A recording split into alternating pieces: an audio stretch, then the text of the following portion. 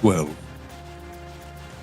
Odysseus, his passage by the Sirens and by Scylla and Charybdis, sacrilege committed by his men in the Isle of wait a second, how do I read that one? Trinacia. Trinacia? Or Trinacia. Trinacia? How do we think? Thrinacia, I would Trinacia. expect. Okay. Or That doesn't Thrinacia. sound right. By Thrinacia. the Isle of Trinacia. Reminds me of Genosha, but I don't know why. The destruction of his Similar ships ending. and men. How he swam on the plank 9 days together and came to ODYSSEY, where he stayed 7 days. 7 years, sorry. With Calypso. Oh, You're gonna tell it. Thrinacia is what Zombians is. Oh, never mind. Really? Zombians is kidding. Well, fine. Oh, But we occasionally do get people who understand Greek in the chat here, so. the more I learn, the more I'm happy. Now, after the ship had left the stream of the river Oceanus, and has come to the wave of the wide sea at the Isle of Aeaean, where is the dwelling place of early dawn, and her dancing grounds, and the land of the sun rising. Upon our coming thither, we beached the ship in the sand, and ourselves 2 steps ashore on the sea beach. There we fell on sound sleep and awaited the bright dawn. Full Metal Alchemist. Full Metal Alchemist. So soon as early dawn shone forth the rosy-fingered, I sent forth my fellows to the house of Circe to fetch the body of the dead Elpenor. And speedily we cut billets of wood, and sadly we buried him, where the furthest headland runs out into the sea, shedding big tears. But when the dead man was burned in the arms of the dead...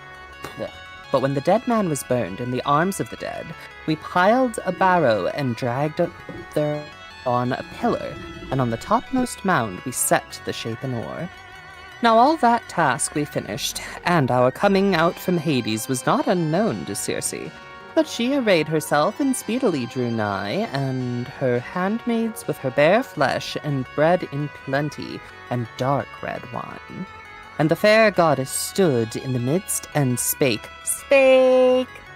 in our ears, saying, Men overbold, who have gone alive into the house of Hades to know death twice, while all men else die once for all. Nay, come, eat ye meat, and drink wine here all day long. And with the breaking of the day ye shall set sail, and myself I will show you the path, and declare each thing that you may not suffer pain or hurt through any grievous ill contrivance by sea or the land. Full Metal Alchemist.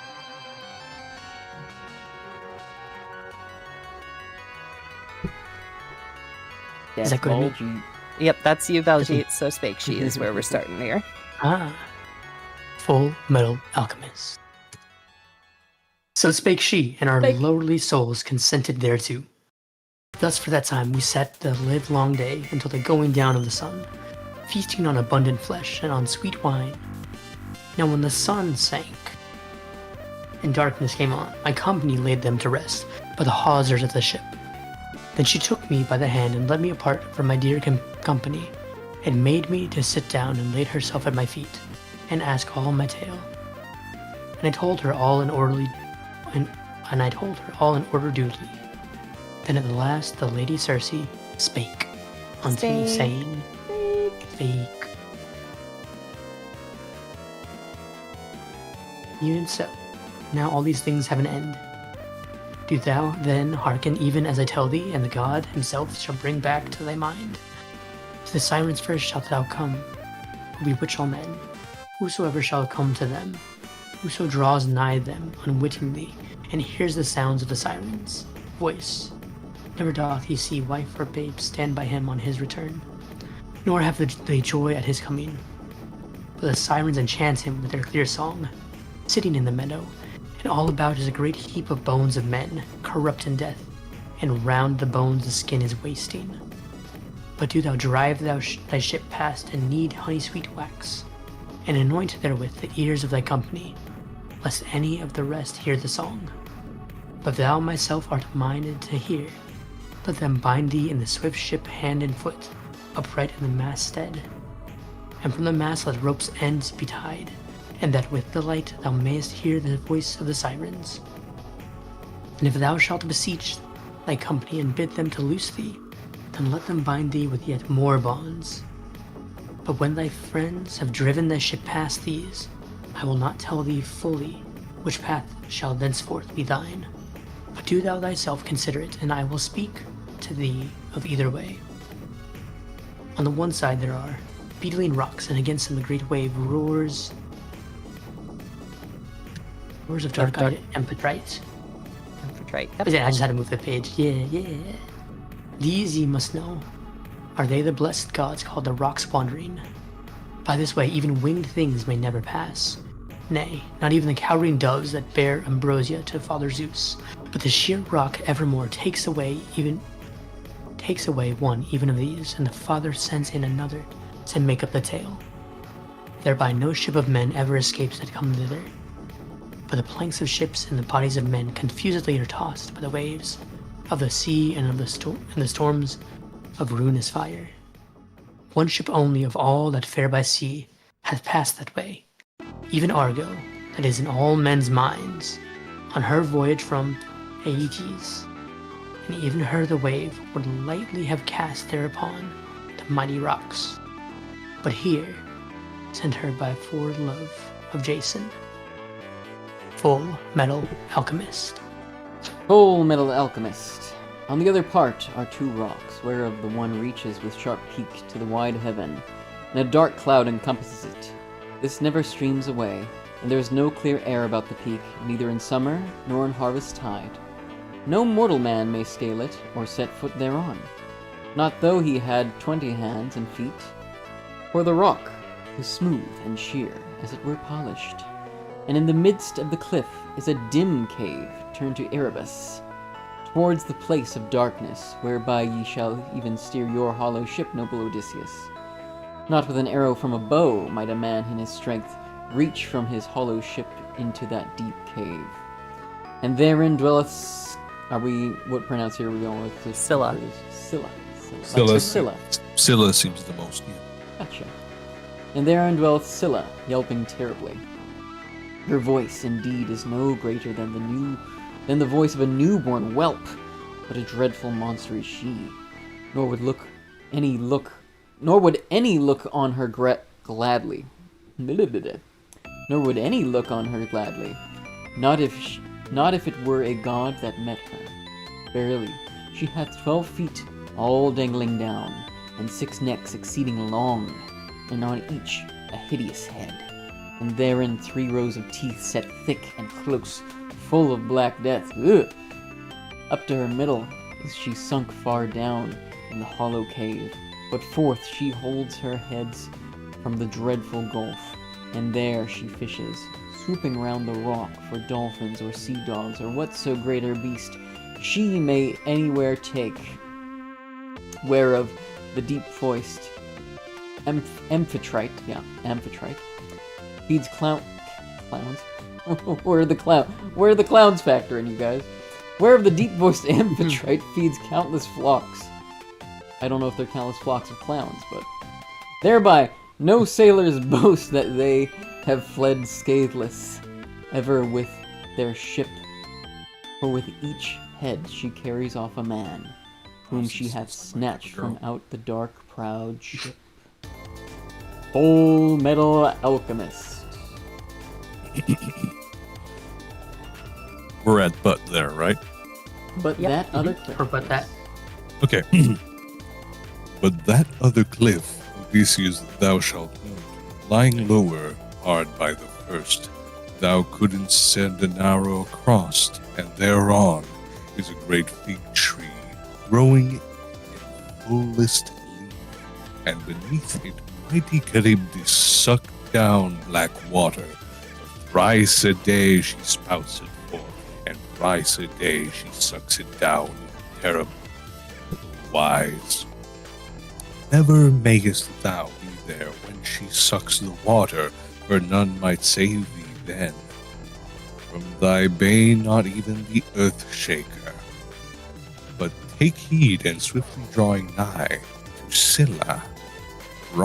Scylla's rocks drive the ship past, since of a truth it is far better to mourn 6 of thy company in the ship than all in the self-same hour.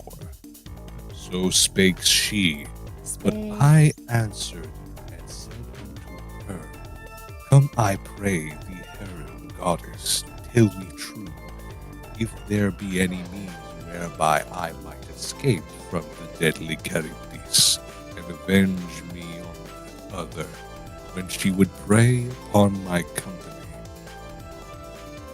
So spake I, and that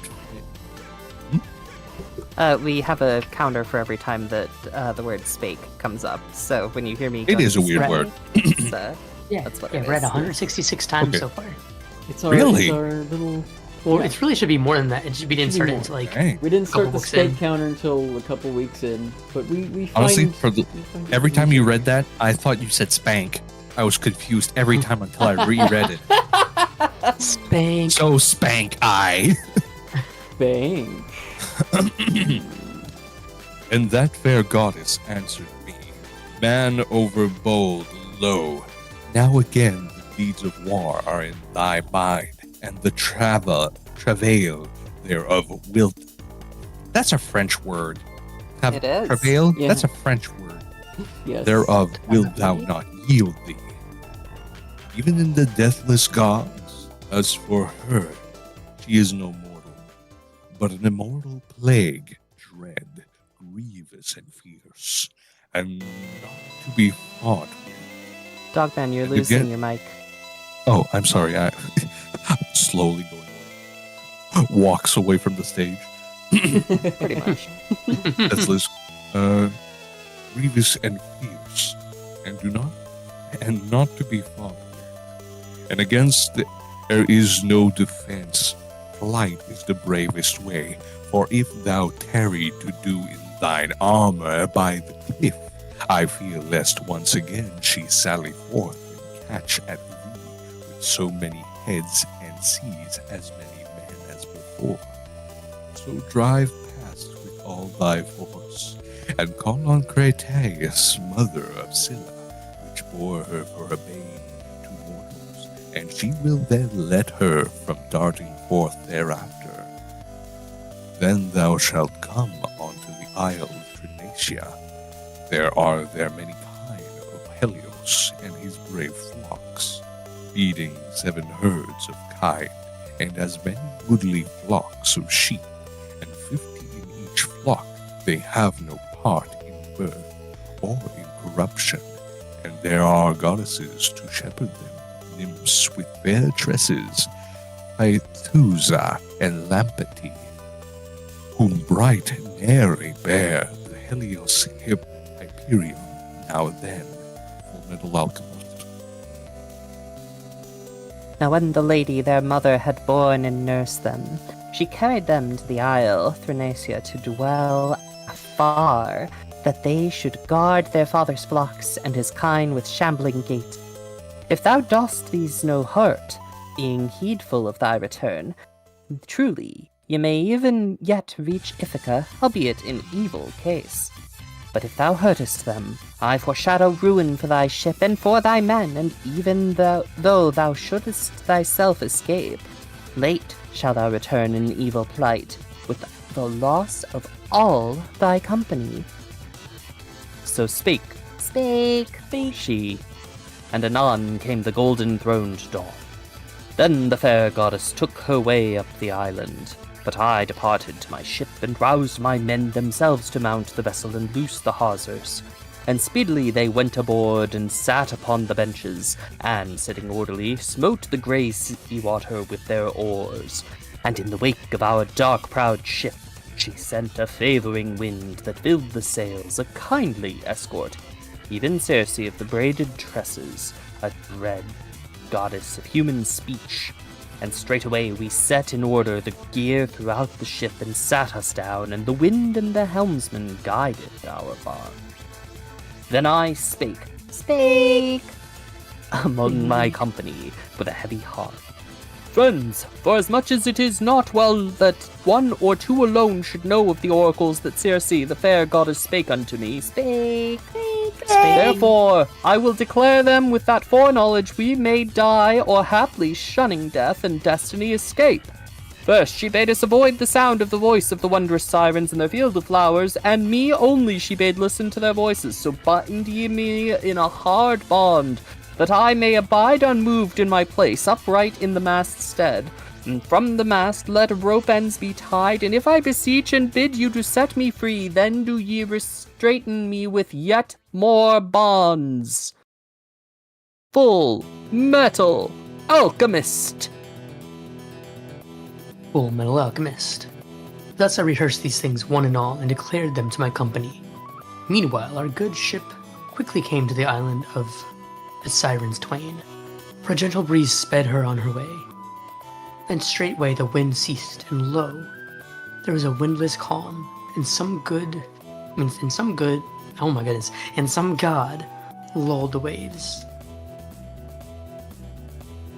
Then my company rose up and drew in the ship's sails, and stowed them in the hold of the ship, while they sat at the oars and whitened the water with their polished pine blades. But I with my sharp sword cleft in pieces a great circle of wax, and with my strong hands kneaded it. And soon the wax grew warm, for that my great might constrained it in the beam of the Lord Helios, son of Hyperion.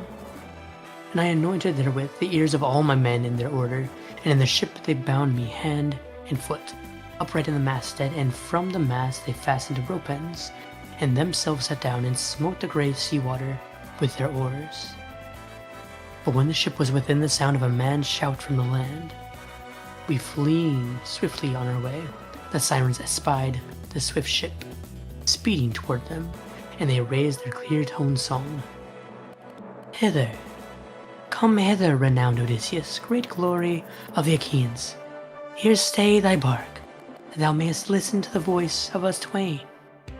For none hath ever driven by this way in his black ship, till he hath heard from our lips the voice sweet as the honeycomb, and hath had joy thereof, and gone on his way the wiser. For lo, we know all things, all the travail in wide Troyland the Argives and the Trojans bear by the gods' designs. Yea, we know all that shall hereafter be upon the fruitful earth. Full Metal Alchemist. Full Metal Alchemist. One question I didn't ask you at the beginning, Dogman, is how familiar are you with these stories? None. I Okay. know the legends, I know the monsters, but I do not know the stories. Nice. So you, me, and Baljeet are all first-time Odyssey readers. Really? Also, Yes. whose turn was it again? Sorry. It's me. Oh, I'm it's asking. it's you. Yeah. Okay. Yeah. You'll go after Pokeball. me. So yeah. Yeah, I was just wondering. Nobody asked that yet, and I was curious. So that's cool. Let's Yeah, continue. your experience is Well, the first time alongside us. So, There was like an abridged version that we think we had in high school, but like it was nowhere near as much. I mean, that's abridged, you know. That's so it's Just not as epic. Get it? also like so. Earlier they had mentioned Calypso in this. So is there a difference between Calypso and Circe? actu- Yes. yes. Okay. It's funny enough, even though Calypso is a goddess of the sea, or a sea witch, depending on who you ask, I always loved her the most. I don't know, the things I have heard in whispers are just so entertaining. Indeed. So Circe is a sorceress who lives on Yes. an island with a bunch of nymphs, and that's the person who just sent them off over the sea.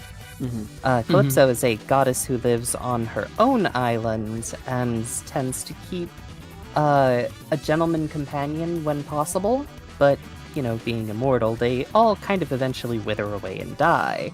So she needs to refresh her toy every once in a while, among many other things. Yo. And Legal, thank you for the Pokeball. Nice business. actually, nice business. Celine. Eclipse. Remind me, doesn't Circe, or was it another witch god or semi-god that appears in Arthurian legend? I'm not I believe Arthurian legend was Morgana Le Fay, primarily. sure. Yes, Yes. Or the Morrigan, if you're using the Fey name that's sometimes attributed to her. Mm-hmm. Yeah, that's a Lo- pretty cool love character her. too. Love her story. Yeah. Full Metal Alchemist. So spake they, uttering a sweet voice, and my heart was fain to listen. And I bade my company unbind me, nodding at them with a frown. But they bent to their oars and rowed on. They straight up rose Paramedes and Eurylochus, and bound me with more cords, and straightened me yet the more. Now when Good we men. had now when we had driven past them, nor heard we any longer the sound of the sirens or their song, for with my dear company took away the wax, wherein I anointed their ears and loosed me from my bonds. But so soon as we left that isle thereafter, presently I saw smoke and great wave, and heard the sea roaring. Then, for very fear, the oars flew from their hands, and down the stream they all splashed, and the ship was holden there. For my company no longer plied with their hands the tapering oars, but I paced the ship and cheered on my men, as I stood by each one and spake smooth words. Friends, for as much as in sorrow, we are not all unlearned. Truly this is no greater woe that is upon us, than when the Cyclops penned us by the main might in his hollow cave.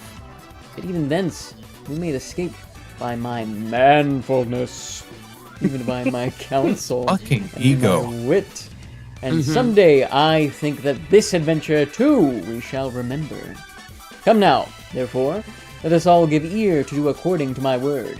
Do ye smite the deep surf of the sea with your oars as ye sit on the benches, if peradventure Zeus may grant us to escape from and shun this death? And as for thee, helmsman, thus I charge thee, and ponder it in thine heart, seeing that thou wieldest the helm of the hollow ship. Keep the ship well away from the smoke, and from the wave, and hug the rocks, lest the ship, ere thou art aware, start from her course to the other side, and so thou hurl us into ruin. I feel like I'm channeling my inner Gul Dukat from Star Trek Deep Space Nine, for those of you who know. Wonderful. I recently watched a documentary, was it Things We Left Behind? That was the documentary all about the making of Star Trek Deep Space Nine. I really, really want to rewatch that show Hello. now. Yeah. I'll have to watch it once I've seen all of Deep Space Nine. Ah, it's so lovely. So I spake, and quickly they hearkened to my words. But of Scylla I told them nothing more, a bane none might deal with, lest haply my company should cease from rowing for fear, and hide them in the hold. In that same hour I suffered myself to forget the hard behest of Circe, in that she bade me in no wise be armed, but I did on my glorious harness, and caught up 2 long lances in my hands, and went on the decking of the prow, for thence methought that Scylla of the rock would first to be seen, who was to bring woe on my company.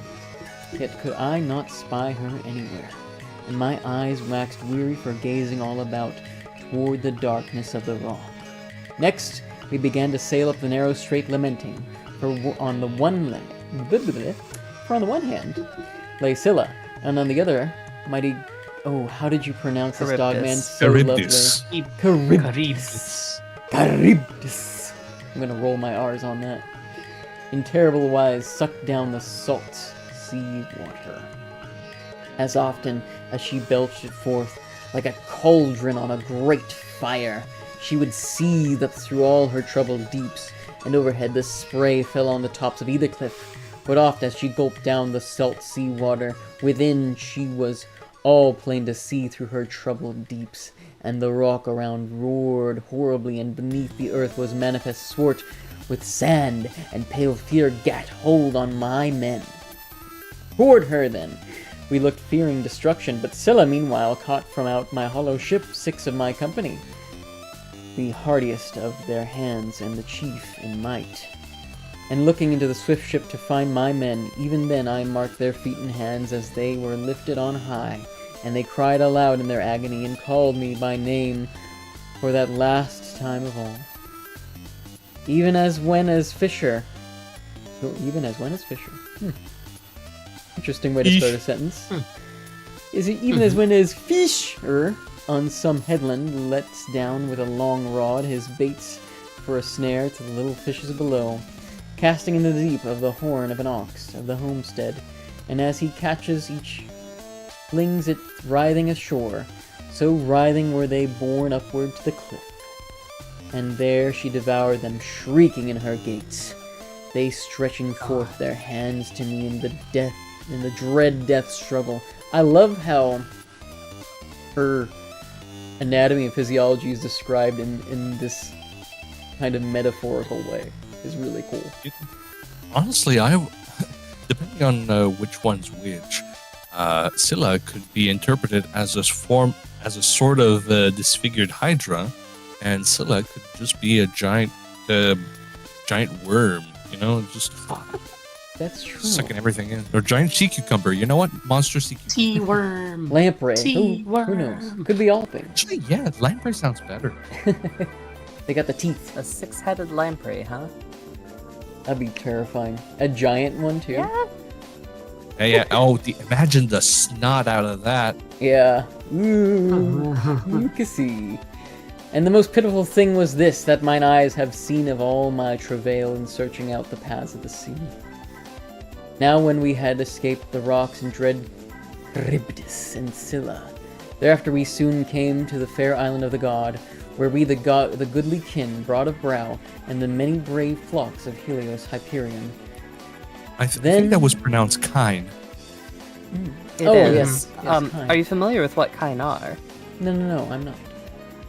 Cattle. It's Cows. a mammal. Yeah. Delicious knowledge I have. Now. Wait, delicious knowledge, you say? It's also what some vampires call us. Yo. Love that Vampire Society. They're so kind. I hate them. They're rude. They suck. They do.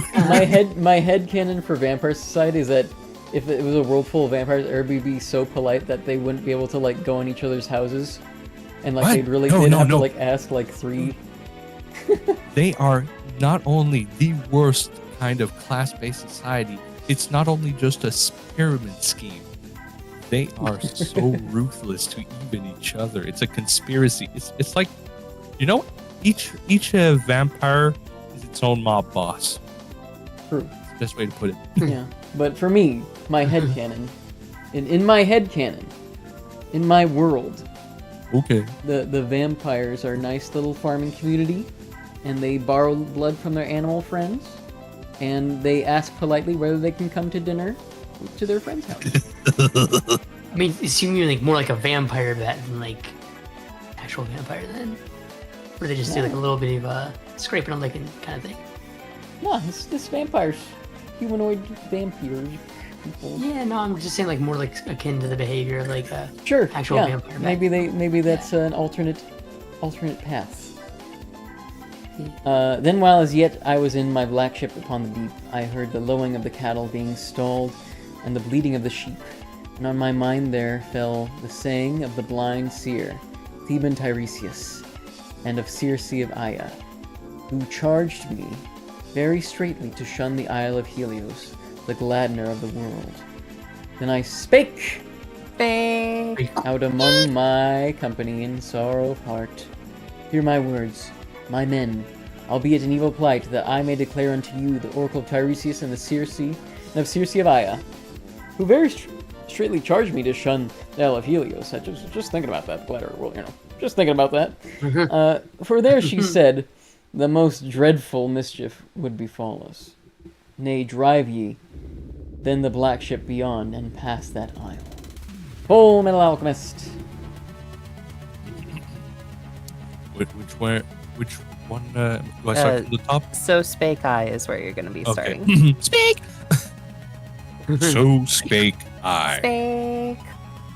And their hearts was broken with them, and the Arilocus. I think Eurylochus is Eurylochus? usually how it's Eurylochus is how we're doing it, yeah. Oh, Eurylochus? Okay. Eurylochus. Eurylochus straightway answered me sadly, saying, Hardy art thou, Odysseus, of might beyond measure, and thy limbs are never weary.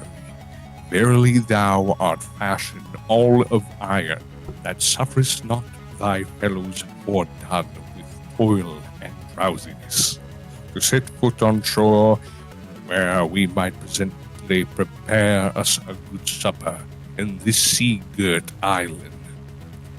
But even as we are, thou biddest us fare, blindly through us the sudden night, and from the isle go wandering on the misty deep.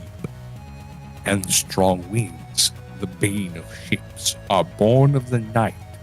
How could a man escape from other doom?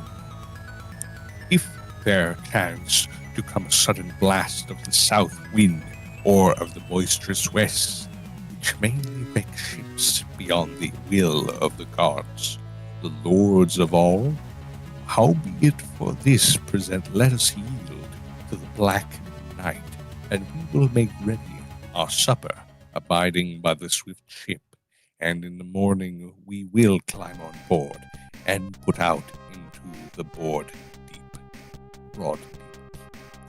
Hey Brian, good to see you. Okay. It's a different Hi, context. Just looking at my Brian. chat. So spake Brian. Eurylochus, Fake. and the rest of my company consented thereto.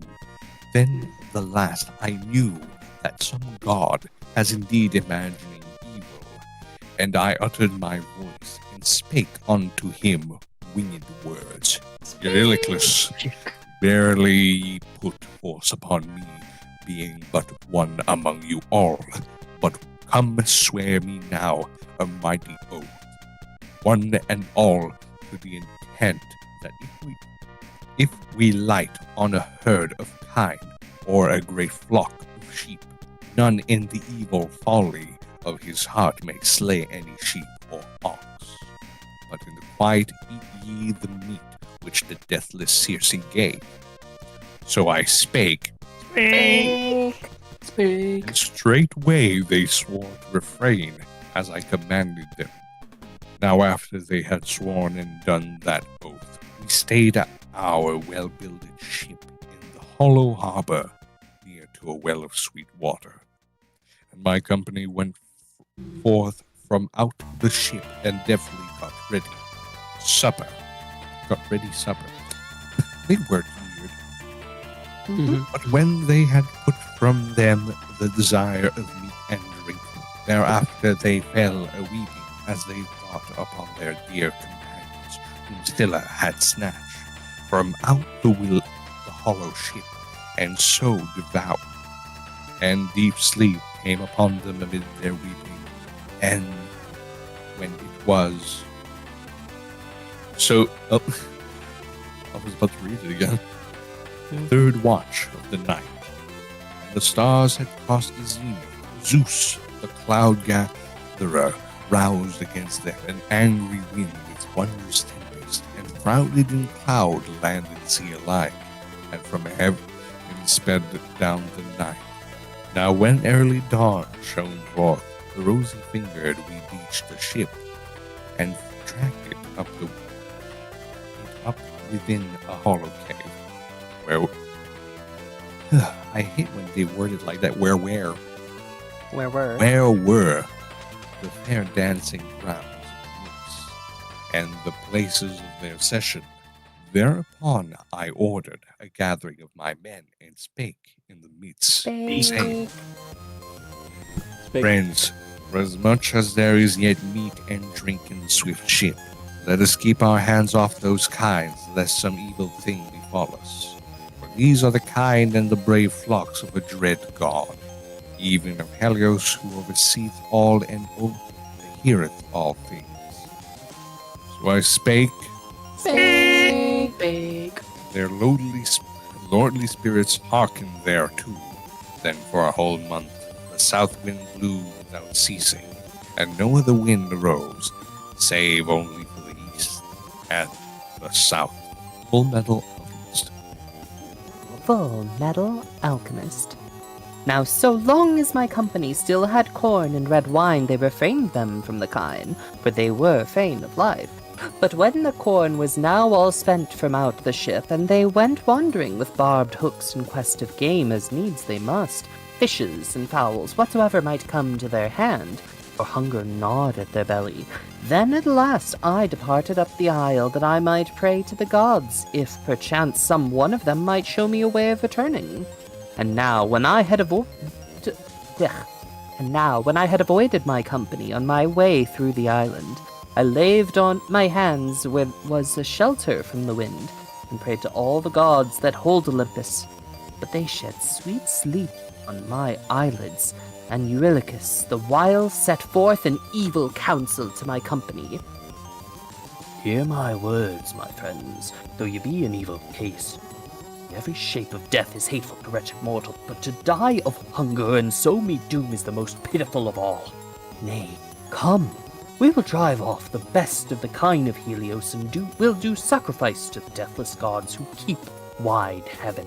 And if we may yet reach Ithaca, our own country, forthwith will we rear a rich shrine to Helios Hyperion, and therein would we set many a choice offering. But if he is somewhat wroth for his cattle with straight horns, and is fain to wreck our ship, and the other gods follow his desire, rather with one gulp at the wave would I cast away my life, than be slowly straitened to death in the desert isle. So spake Eurylochus, and the rest of the company consented thereto.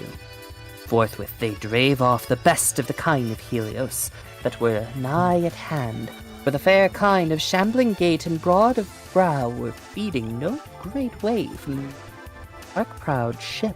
Then they stood around the cattle and prayed to the gods, plucking the fresh leaves from an oak of lofty boughs, for they had no white barley on board the decked ship. Now after they had prayed and cut the throats of the kine and flayed them, they cut out slices of the thighs and wrapped them in the fat, making a double fold, and thereon they laid raw flesh.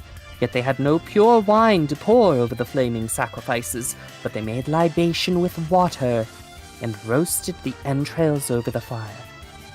Now after the thighs were quite consumed, and they had tasted the inner parts, they cut the rest up small and spitted it on spits. In the same hour, deep sleep sped from my eyelids, and I sallied forth to the swift ship in the sea banks. But on my way, as I drew near to the curved ship, the sweet savor of the fat came all about me, and I groaned and spake out before the deathless gods.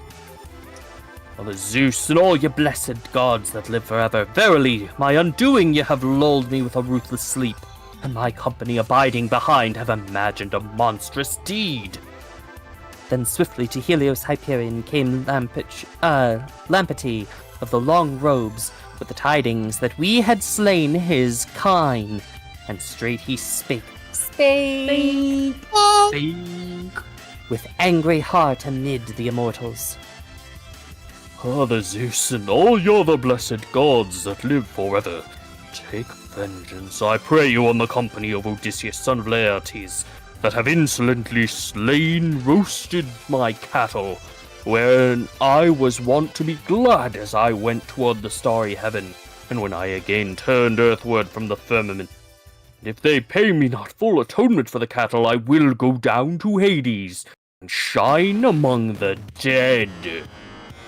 And Zeus, the cloud gatherer, answered him, saying, Helios, Do thou, I say, shine on amidst the deathless gods, and amid mortal men upon the earth, the grain giver. But as for me, I will soon smite their swift ship with my white bull, and cleave it in pieces in the midst of the wine dark deep. The wine dark deep returns. It The does. wine dark deep. This I heard from Calypso of the fair hair, and she said that she herself had heard it from Hermes, the messenger. But when I had come down to the ship and out to the sea, I went up to my companions and rebuked them one by one, but we could find no remedy. The cattle were dead and gone, and soon thereafter the gods showed forth signs and wonders to my company. The skins were creeping, and the flesh bellowing upon the spits, both the roast and raw, and there was a sound as the voice of kind, full No. metal alchemist. Find it kind of funny that in a previous passage here, I like the phrase spitted it on spits. It's on spits on spits. Spits on spits Yeah, on you stick them on a spits. stick. Yeah. Well, I'll You show know, and you if where they to had, like- spit it. Uh-huh. Oh, that thing! Yeah, if they put their saliva on it, they would have spit it on the spits on the. They spit it Yeah. on spit. They'd spit on I the thought spit too and hard about spit it. meat. I can't believe they Spit- spit on the spits. How yeah. preposterous, right? Mm-hmm, Oh, just a spit. Yeah, just a spit. Nothing more than a spit. No choke. Oh goodness. Uh, Full Metal Yeah. Alchemist. Then for 6 days, my dear company feasted on the best of the kind of Helios, which they had driven off. But when Zeus, son of Kronos, had added the 7th day thereto, thereafter the wind ceased to blow with a rushing storm, and at once you climbed the ship and launched into the broad deep, when we had set up the mast and hoisted the white sails. But now when we left that isle, nor any other land appeared, but sky and sea only. Even then the son of Kronos stayed a dark cloud above the hollow ship, and beneath it the deep darkened. And the ship ran on her way for no long while, for of a sudden came the shrilling west of the rushing of a great tempest, and a blast of wind snapped the forestays of the mast. The mast fell backwards, and all the gear dropped into the bilge. And behold, on the hind part of the ship, the mast struck the head of the pilot and brake all the bones of the skull together. And like a diver, he dropped down from the deck, and his brave spirit left his bones. In that same hour, Zeus thundered and cast his bolt upon the ship, and she reeled all over, being stricken by the bolt of Zeus, and was filled with sulfur. And lo, my company fell from out the vessel. Like seagulls, they were borne around the black ship upon the billows, and the god reft them of returning. But I kept pacing through my ship till the surge loosened the sides from the keel, and the wave swept along her, stripped of her tackling, and brake her mast clean off at the keel. And the backstay, fashioned of an ox hide, had been flung thereon. Therewith I lashed together both keel and mast, and sitting thereon I was borne by the ruinous winds. Then verily the west wind ceased to blow with the rushing storm, and swiftly withal the south wind came, bringing sorrow to my soul, that so I might again measure back the space of sea, the way to deadly Charybdis. All the night I was borne with rising of the sun, and I came to the rock of Scylla, and to dread Charybdis. Now she had sucked down her salt water, when I was swung up on high to tall fig tree, whereto I clung like a bat, and could find no sure rest for my feet, nor place to stand, for the roots spread far below and the branches hung aloft out of reach, long and large, and overshadowed Charybdis. Steadfast I clung to, till she should spew forth mast and keel again, and late they came to my desire. At the hour when a man rises up from the assembly and goes to supper, one who judges the many quarrels of the young men that seek to him for law. At that same hour those timbers came forth to view from out of Charybdis. and I let myself drop down, hands and feet, and plunged heavily into the midst of the waters beyond the long timbers, and sitting on these I rowed hard with my hands. But the Father of the gods and of men suffered me no more to behold Sela, else I should never have escaped from under doom. Full Metal Alchemist.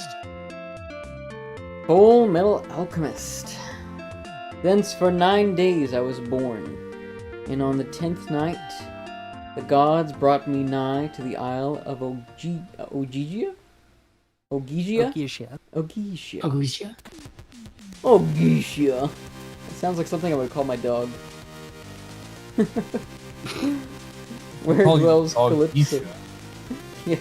Yeah. Oh, gush, gush, Who's gush, an gush. Ogysia? Who's an Who's an Ogysia? Ogysia? Yeah. You're an Ogysia.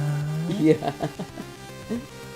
On the 10th night, the gods brought me nigh to the isle of Ogysia, where dwells Calypso of the braided tresses, an awful goddess of mortal speech, who took me in and entreated me kindly. But why rehearse all this tale? For even yesterday I told it to thee, and to thy noble wife in thy house, and it liketh me not twice to tell a plain old tale. Plain told tale. Are we Hello, continuing Caffrey. with book Welcome 13? in. Thank you for the Ooh. boobs. I am enjoying reading with the group here. What do y'all think? Are you also enjoying reading with the group? Yeah. Yes. Welcome in. How we feel about doing an attempt at book 13? I can do this all Hey. day. Honestly, I could do this all night. Baljeet? I think we can go for 13, since it's Friday and not Before- a Sunday. Before that, though, let me take a sip and Baljeet, Yes. you ready to have a little peeky see? Yeah, I'll take a look and see. Okay. Actually, I'm gonna go ahead and call a break here, use the restroom, and I'll be back. Yep. All right. Well, we'll see you.